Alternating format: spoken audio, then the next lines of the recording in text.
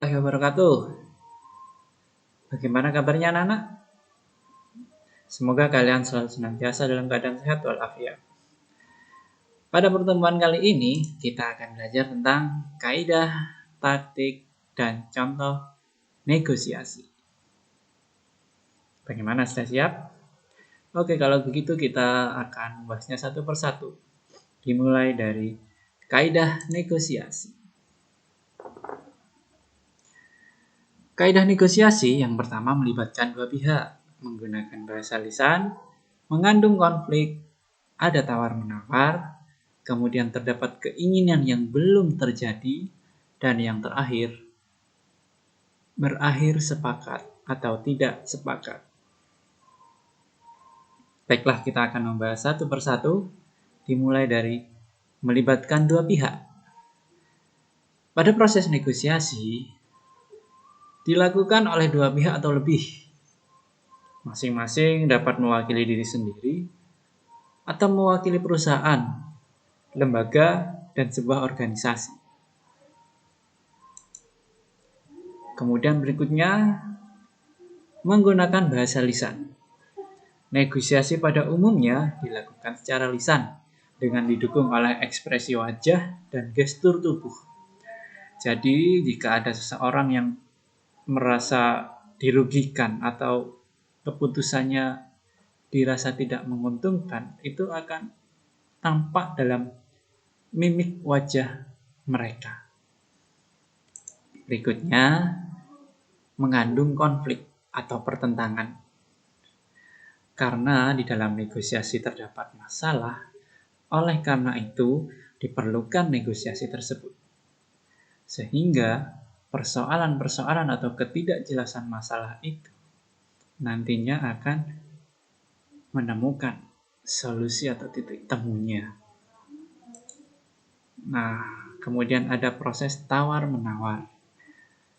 Dalam negosiasi, proses tawar-menawar atau tukar-menukar itu merupakan suatu kebijakan, kesepakatan, dan penyelesaian persoalan yang ada.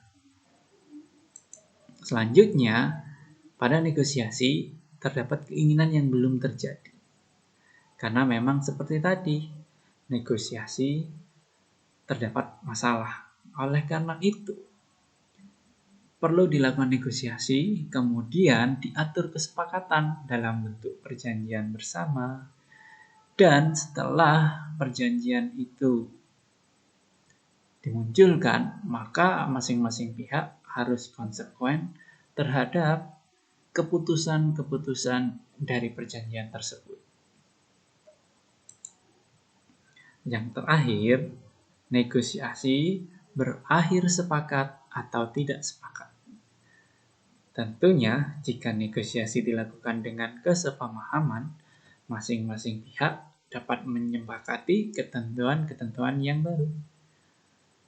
Tapi, jika masing-masing pihak melakukan negosiasi dengan tanpa pemahaman yang sama, bisa jadi mereka akan mendapatkan hasil yang berbeda.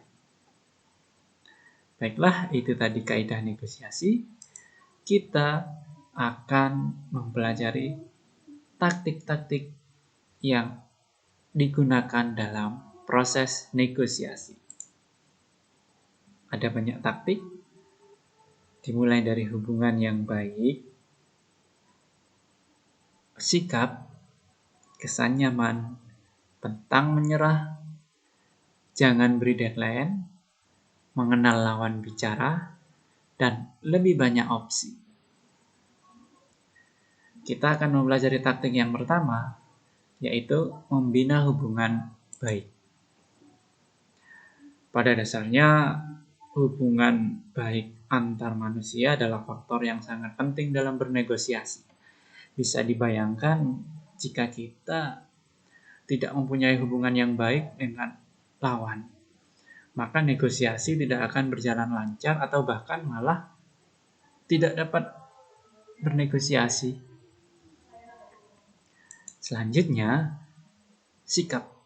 Nah, bisa dibilang pada taktik sikap ini kita dapat sedikit berakting menunjukkan sikap baik, kemudian menampakkan kesan bahwa posisi kita kuat, tidak goyah dengan asumsi-asumsi yang diberikan oleh pihak lawan. Berikutnya, memberi kesan nyaman. Nah, pada taktik ini kita bisa memberikan kesan nyaman dengan cara menentukan keadaan, kemudian tempat. Itu sangatlah berpengaruh ketika kita hendak melakukan negosiasi. Kemudian ada taktik pantang menyerah. Nah, ini kita jangan sampai menyerah sampai menemukan titik kesepakatan yang menguntungkan tentunya bagi kita. Kemudian jangan beri deadline. Pemberian deadline hanya akan membuat negosiasi seperti sebuah transaksi, bukan kerjasama yang saling menguntungkan. Jadi, biarkan negosiasi berjalan lebih lama, kita tarik ulur dengan tetap memberikan kesempatan kepada pihak lawan untuk mengambil keputusan yang intinya saling menguntungkan. Kemudian, mengenal lawan bicara. Tentu, apabila kita tidak mau mencoba untuk mengerti seseorang, maka mereka juga tidak akan melakukan yang sama kepada kita. Oleh karena itu, sebelum melakukan negosiasi, penting kalian mengetahui dengan siapa kalian melakukan negosiasi. Nah, dan yang terakhir, memberikan lebih banyak opsi. Karena dengan beberapa opsi tawaran, kita akan bisa memenangkan negosiasi dengan cepat. Dan perlu kalian ketahui, negosiasi itu tidak selalu berhubungan dengan uang. Bisa kesepakatan-kesepakatan itu diwujudkan dalam bentuk-bentuk yang lain. Itu tadi taktik-taktik yang ada dalam negosiasi. Selanjutnya kita akan melihat contoh teks negosiasi. Silakan dibaca dulu.